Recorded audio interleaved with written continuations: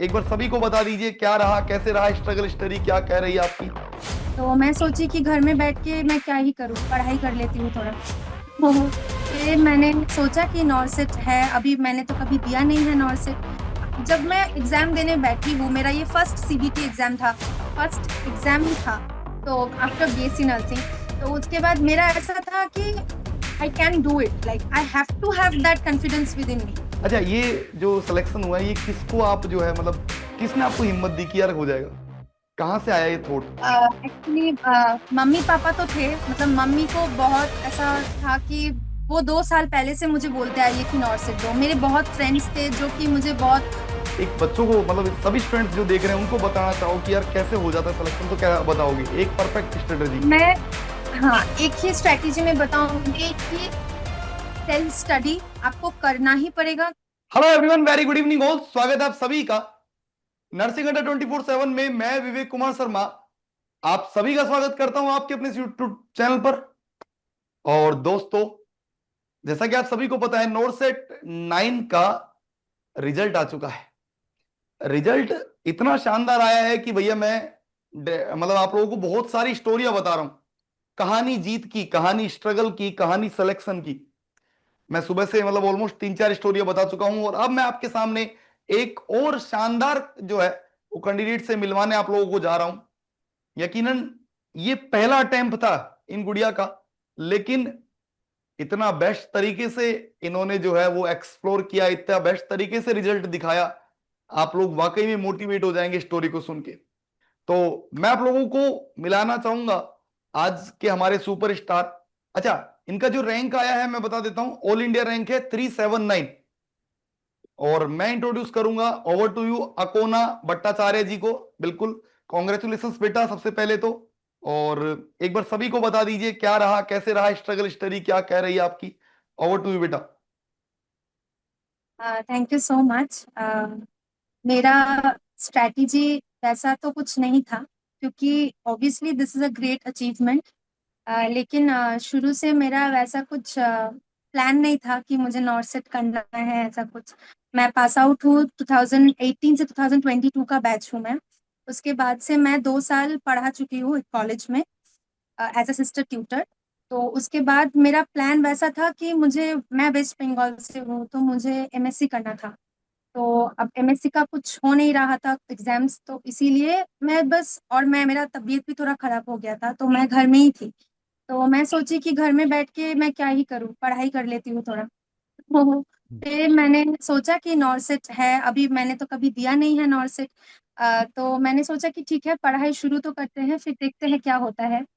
तो उसके बाद से मैं, मेरा तो तब जॉब मैंने छोड़ा था अराउंड जून को। तो फिर जून से मैंने पढ़ाई शुरू किया। तो I started from the basic and then मैं बहुत, मतलब पढ़ाई करना होता था क्योंकि सिलेबस भी अच्छा है, मतलब बहुत ज़्यादा है। और ऐसा था मेरा मोटिव कि फर्स्ट बार एग्जाम दे रही हूँ फिर भी ठीक है, लेकिन अगर पहली बार भी दूंगी वो भी मैं अपना बेस्ट ही दूंगी मैं। अच्छा, ऐसा नहीं है कि ठीक है चलो नेक्स्ट बार करेंगे, वैसा नहीं था।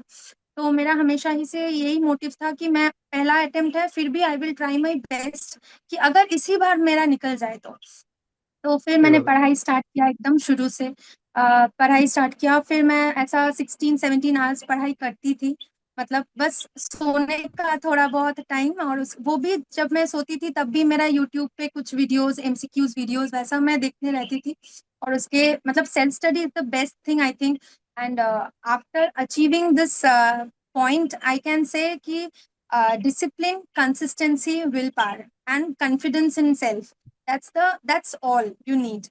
That's So all. मैं अभी तक मुझे याद है जब मैं, मेरा 15 जून से मैंने पूरा एकदम फुल फ्लेजेडली स्टार्ट किया था।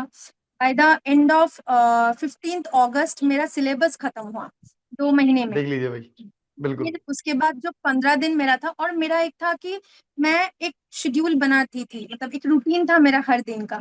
तो आई ऑलवेज ट्राइड कि मैं अपना रूटीन वो फॉलो करूं। अगर कुछ भी चीज मेरा नहीं हुआ तो मैं ऑलवेज ट्राई करती थी कि वो मैं उसी दिन कंप्लीट करूंगी। मैं सोना थोड़ा कम कर दूंगी, लेकिन कंप्लीट मुझे उसी दिन करना है, मैं दूसरा दिन के लिए नहीं रखती थी।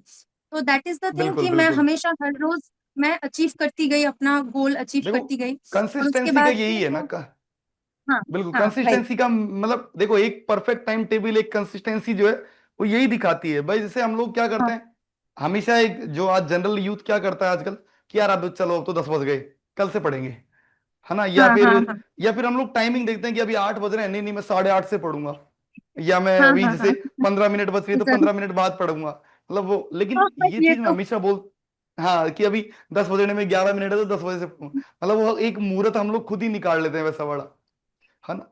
यस। हाँ तो हाँ उन चीजों से देखो मैं हमेशा मतलब बताता हुआ आया हूँ बच्चों को, सभी को, यार कंसिस्टेंसी अगर आपके अंदर है, विल पावर अंदर आपके अंदर है, तो आप देखो इन्होंने 2 महीने में सिलेबस पूरा कर लिया यार, सिलेबस इजीली हो जाता है।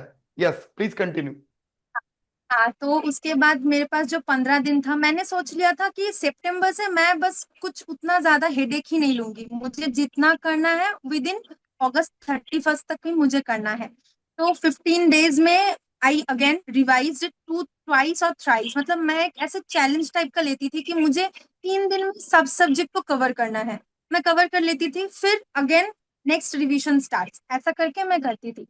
तो उसके बाद जब मैं और एक चीज की, जब मैं एग्जाम देने बैठी हूँ, मेरा ये फर्स्ट सीबीटी एग्जाम था, फर्स्ट एग्जाम ही था, तो आफ्टर बीएससी नर्सिंग।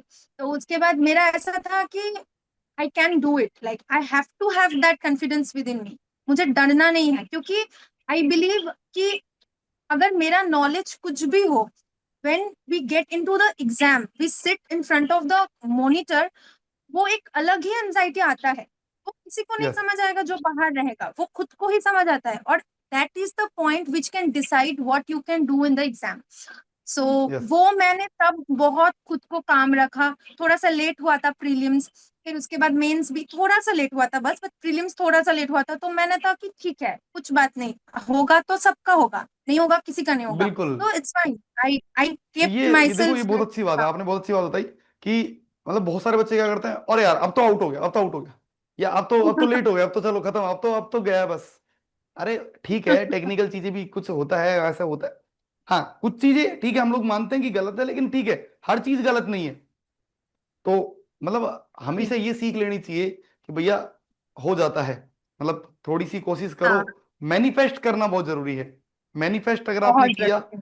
तो आपका हो जाएगा, नहीं तो भैया नहीं होगा।